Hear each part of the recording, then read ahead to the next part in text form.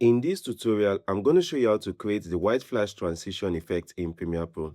To begin, I've imported these two clips onto my timeline over here. The first thing I'm going to do is to come over to this new item icon over here and select it, and select adjustment layer to create a new adjustment layer, and hit OK.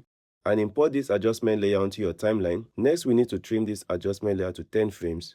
So select it, right click, select speed and duration, and change it here to 10, and hit OK. Next, we need to place this at the center of this clip. So hold down Shift and the down arrow until your playhead is perfectly positioned at the center of this clip. Now hold Shift and the left arrow to move 5 frames backward, and position this adjustment clip at the start of your playhead. So this will make the adjustment layer 5 frames to the left and 5 frames to the right. Next, come over to the Effects tab over here and search for the Levels effect, and apply these levels onto your adjustment layer over here. Now come over to the white input levels over here and toggle on the stopwatch next to white levels input, and toggle on the keyframe to add a keyframe, and move this keyframe to the start of your clip, and toggle on the keyframe once more to create another keyframe, and move this keyframe to the bottom of your clip.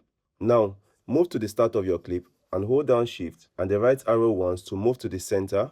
And at this position, what you want to do is to reduce the value of the white level input until everything is blown out. And if I go back now and hit play, you can see what we've created over here.